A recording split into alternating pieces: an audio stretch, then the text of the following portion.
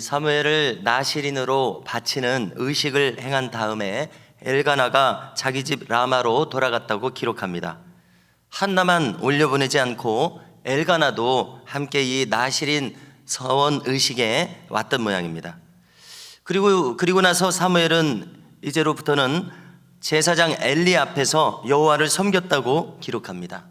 그야말로 젖을 떼자마자 본격적으로 어린 제사장으로 길러지기 시작합니다. 우리말에도 3살 버릇이 80까지 간다고 하지 않았습니까?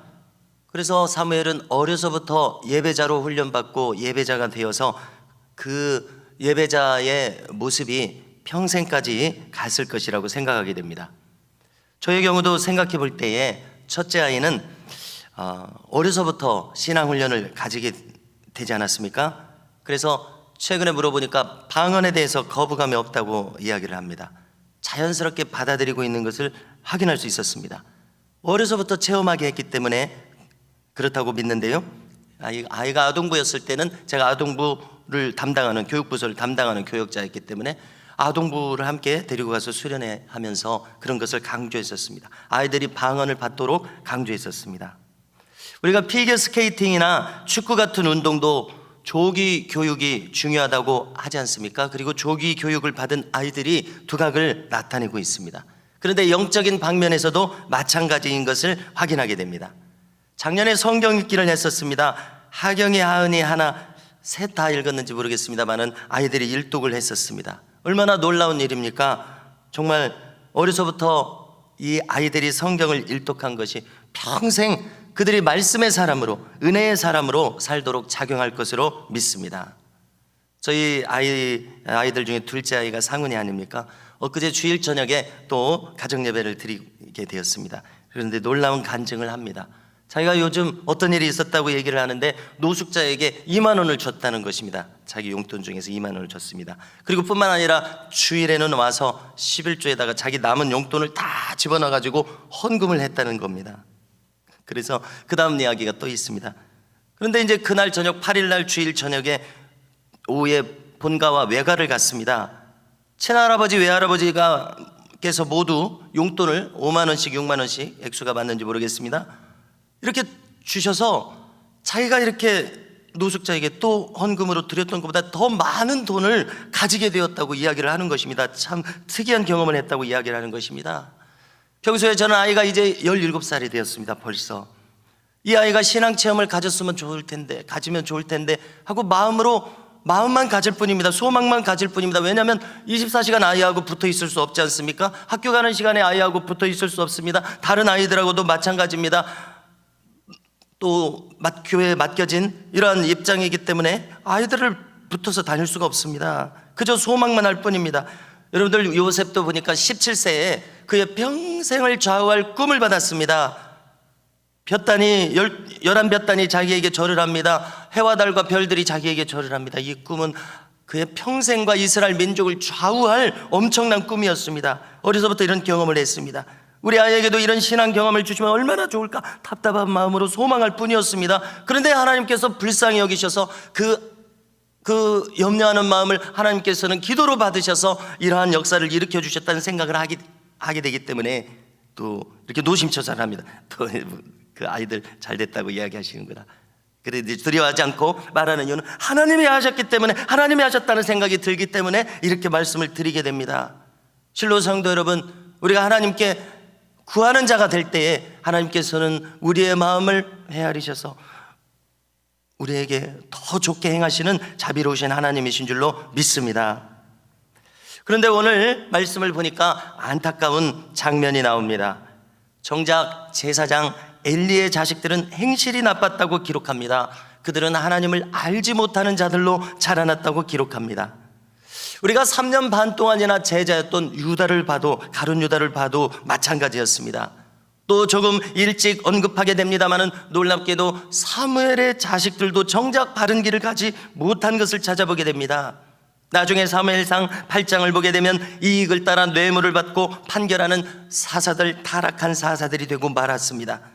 그러자 백성들이 들고 일어나서 이런 사사들로 지도자들로는 안 되겠습니다. 저희들에게 왕을 세워주십시오. 자, 이것은 안타까운 일이었습니다. 왜냐하면 그들의 사무엘의 자식들이 잘못한 것이 뼈아프기도 하지만 이스라엘 백성들이 하나님의 직접적인 통치로부터 벗어나려는 시도라고 하나님께서 직접 말씀하신 사건이 되기 때문에 그렇습니다. 그런가 하면은 이스라엘에 몇 명 안 되는 선한 왕 중에 히스기야 왕이 있습니다. 그런데 놀랍게도 히스기야 왕같이 경건한 왕의 자식 중에서 므낫세와 같은 우상숭배의 절정을 이루는 가장 타락한 아들 왕이 나왔다는 것이 너무나도 의아스럽습니다. 이처럼 종종 경건한 부친으로부터 불경건한 자식들이 나오는 것이 성경에 그대로 기록되어 있습니다. 이것은 무엇입니까? 무엇인가 자식들이 하나님을 경외하는 보고 들음에 부족함이 있었음을 단언할 수밖에 없습니다. 그래서 첫째, 만일 부모가 분을 보이지 못하는 일이 있었던가, 아니면 둘째로 자녀 스스로 하나님 두기를 거절했던 일이 있었다고 밖에 우리는 생각하지 않을 수 없습니다. 아무튼 결론적으로 이 자식의 마음에서 그 생각과 말에 하나님이 사라져버리는 안타까운 일들이 이 엘리의 자식들에게 있었습니다. 어제에 이어서 생각해 봅니다. 실로 인간의 운명은 어디에서 나타납니까? 그가 가지고 있는 생각과 말이 무엇인가에 의해서 인간의 운명이 결정됨을 또 깨닫게 됩니다. 그러므로 성도 여러분, 나 스스로가 먼저 하나님의 말씀에 기초한 생각과 말을 품기에 전심전력할 수 있기를 주님의 이름으로 축원합니다. 그리고 이것이 자식들에게 본이 되게 하면 얼마나 좋겠습니까? 우리는 다만 이 길을 갈 뿐입니다. 그리고 둘째로 자식들이 경건한 예배의 자리에 있도록 기도를 포함해서 모든 방법들을 우리는 동원해야 할 것입니다. 제사장 엘리의 자식들은 홈리와 비느하스였습니다. 그들은 탐욕의 지배를 받는 자식들로 성장했습니다. 오늘 말씀을 보니까 제사에 관련된 고기를 큰 가마에 삶을 때에 3살 갈고리를 넣어서 그것을 꺼내서 아무렇게나 꺼내면 가장 큰 것이 아마 걸렸을 것입니다. 그것을 꺼내서 착복했습니다. 심지어 어떤 모습을 보이고 있습니까? 제사를 드려서 기름을 하나님께 향기로운 제물로 태워 드린 다음에 그 다음에 분배가 이루어져야 할 텐데 제사를 드리기 전부터 생고기를 달라고 억지로 요구하는 이러한 모습이 그려져 있습니다. 17절 말씀을 찾으셔서 함께 읽고자 합니다. 함께 읽습니다. 이 소년들의 죄가 여호와 앞에 심히 크면 그들이 여호와의 제사를 멸시함이었더라. 아멘. 우리는 이 말씀을 참 뼈아프게 받아들여야 하겠습니다. 자, 여기까지 보았을 때 우리는 참으로 중요한 교훈을 얻게 됩니다. 그것은 무엇인가 하면 인간에게 있어서 가장 필요한 마음은 무엇인가, 인간에게 있어서 가장 소중한 마음은 무엇인가, 그것은 그가 진실된 마음으로 예배에 임하는 사람이 되는 바로 그것만큼 인간에게 중요한 과제는 없다는 것을 깨닫게 됩니다. 이 자리에 있는 저와 여러분들부터 말입니다. 할렐루야. 가장 진실한 마음으로 예배에 임하는 이 가장 고귀한 마음을 우리 모두가 가질 수 있기를 바랍니다. 그리고 우리 교회에 이런 진실되게 예배드리는 분위기가 계속해서 이어질 수 있기를 주님의 이름으로 간절히 소망합니다. 18절 이하를 보니까 사무엘은 어려서부터 대제사장의 에봇을 입고 제사에 임했습니다. 에봇은 대제사장이 입는 것 아닙니까? 그런데 그 어린아이에게 어떻게 에봇을 입혔는지 모르겠습니다.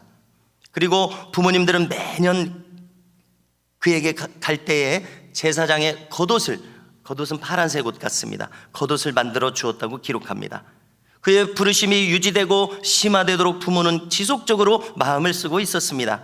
참 경건하고 좋은 부모라는 것을 알 수 있습니다. 그리고 또 돌이켜보건대 이 부모가 이렇게 된 것은 무엇 때문에 이렇게 되었습니까? 자식이 없는 애통함을 가지고 기도하게 하셔서 이 자식을 하나님께 드리고자 하는 마음을 기어이 갖도록 하셔서 한나가 이런 사람이 된 것을 우리는 알 수가 있습니다. 하나님께서는 실로 우리를 애통한 자로 만드셔서 하나님의 사람으로 다듬어가는 것을 우리가 느끼게 됩니다. 한편 엘리 제사장은 한나를 축복했습니다. 그것을 요약하면은요, 뭐라고 축복했습니까? 그대에게 자녀의 축복을 하나님께서 더하셔서 주님께 이 바친 사무엘을 대신할 수 있도록 자녀의 축복을 주시기를 바라노라 하고 이렇게 성도를 축복하고 있는 주의 종의 모습을 볼 수가 있습니다. 얼마나 아름다운 모습입니까? 얼마나 좋은 모습입니까? 교회에는 이와 같이 성도를 축복하는 축복이 차고 넘칠 수 있기를 간절히 또 소망하게 됩니다. 그 결과 한나는 3 아들과 2 딸이나 더 얻게 되었습니다. 여러분들, 무엇이 재미있고 놀랍습니까? 하나님께서는 사무엘을 바치게 하셨으면서도 또 그것이 좋으셔가지고 더 축복하시는 하나님의, 너무나도 차고 넘치는 하나님의 이 축복의 마음이 느껴지지 않습니까? 그렇지 않습니까? 할렐루야. 자기가 그렇게 하나님께 바치게 하셔놓고는 또 그것이 좋다고 하나님께서 느끼셔서 거기에 상 주시는 이 하나님의 마음이 있으시다는 것입니다. 그러므로 실로 하나님께서는 우리를 그분께 합당하도록 만드시고 훈련시키시고 빚으신 다음에 또 그런 사람이 된 것에 대해서 또 상을 주시는 하나님의 마음을 알 수가 있습니다. 그야말로 성경은 있는 자가 더 받게 하시는 것이 하나님의 뜻인 것을 깨닫게 됩니다. 성도 여러분, 그러므로 우리 모두가 오늘도 우리가 십자가를 쫓았더니 저 십자가는 더하기 모양입니다. 우리 모두가 플러스 인생이 되도록 부르셨음을 깨닫게 되는 것입니다. 이렇게 거듭된 플러스 십자가 인생으로 받는 자가 더 받는 신비로운 삶으로 오늘도 우리 모두를 이끄실 줄로 간절히 믿고 소망하고 확신합니다. 할렐루야.